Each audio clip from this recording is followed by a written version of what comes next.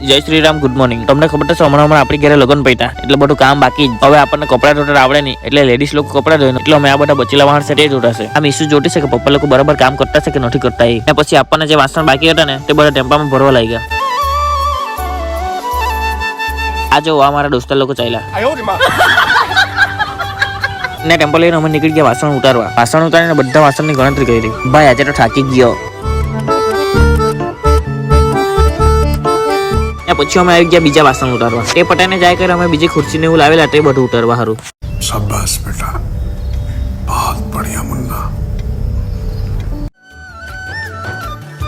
એ બધું સામાન ઉતારીને અમે નીકળી આવ્યા ઘરે। અને હમણાં જ મારી બેન આવેલી હતી તેને જીજુ લઈને ગયા એટલે અમે બધા બહાર મળવા માટે ઉભેલા હતા। આ ભાઈ જો ને નાના પોયરા જેવો રમવા લાગલો તે। અને પછી અમે કામ પટાઈને ચાય પીધી। ચાય પીને નીકળી ગયા અમે મીશુને લઈને માતાજીના મંદિરે। ત્યાંથી આવીને મેં મારા બુટલેગરને સાફ કર્યું કારણ કે 2-3 દિવસથી એમ જ પડી રહેલું હતું, ચાલુ બી નહીં કરેલું એટલે એની સાફ સફાઈ કરી નાખી।